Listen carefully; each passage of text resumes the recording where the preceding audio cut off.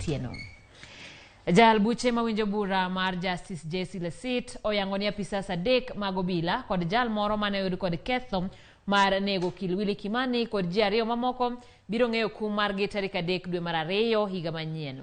Doho nonego ogolo kum makamano odiochieng' makawuono bang' chwale nyime nyaka tarik 11 dwe mar 11 higa mar 2022. Chris Owino nigi ler.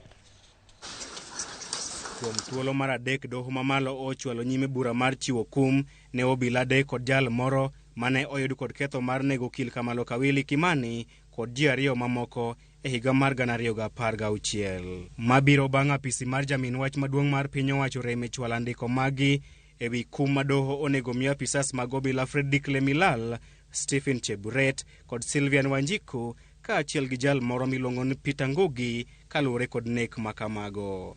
Kaluwore gi mano, jayal buche Justice Jesse Lesit oketo tenge tarik 3 dwe mar 2 higa manyien kaka odiochieng' mar miyo ji 4 go kum. On the 3rd of February, I also say something about that vehicle. Okinde mag ji 4 go kotelnegi kod Katwa Kigen kaachiel gi Cliff Ombeta ochwalo kwayo magi na jayal buche Justice Lesit ewi kum ma doho onego migi. Fredrick Leliman had been an officer for 20 years before this incident. And till interdiction until now, we are talking of 26 years. He has given to society.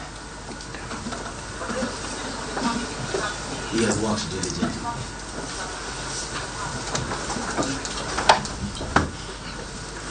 And now that he has asked for forgiveness from the family, and now that he has regretted the incident, and now that he has looked at you and asked for that kind of forgiveness elsewhere, my lady, this is the kind of person that you want to jail for the rest of his life. Your ladyship, she says that if she were able to have another chance, she would do anything within her reach to avoid any injury, any hurt, or any death to anybody.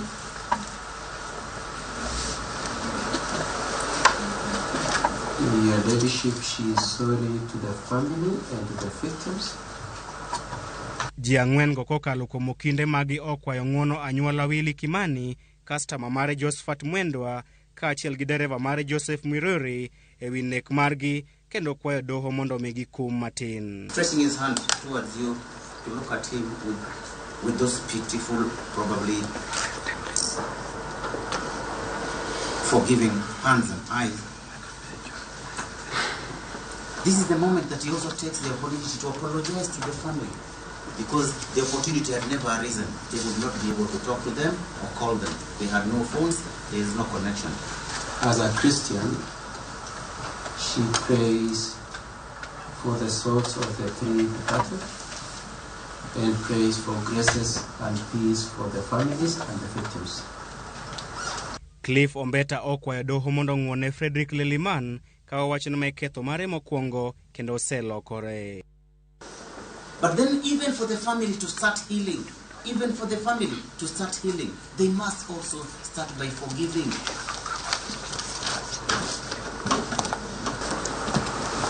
The last born was born when he's in custody. He has never laid eyes on that child.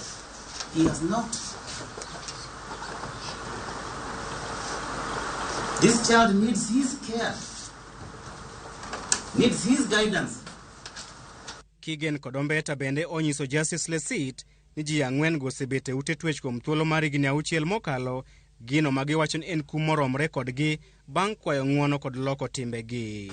In the event you do find that the 6 years are not adequate, your ladyship, and we very nicely pray that you do. However, your ladyship, if you do find that the 6 years are not adequate, your ladyship, we very much pray and join in with the probation officer that you do allow whatever residual time you deem necessary to give her to be served outside prison. Mabiro kata doko ni anyuola Willie Kimani to ne okwayo doho mondo kik ng'wone ji 4 go. Justice Jesse Lesit ne oyudo ji 4 go kod ketho mar nek tarik 22 dwe mar abiriyo higani. Gikone to bura ewi nek mar okil kamalo ka Willie Kimani kod ji mamoko ariyo ma osebedo kadhi nyime e nyim doho kuom thuolo mar higni 6 mokalo dhi chopo e ng'ende tarik 3 dwe mar 2 higa manyien, kama jayal buche dhi chiwo kum ne ji 4 ma itudo kod nek makamano. Chris Owino, Ramogi TV, Milimani Lokot, Nairobi.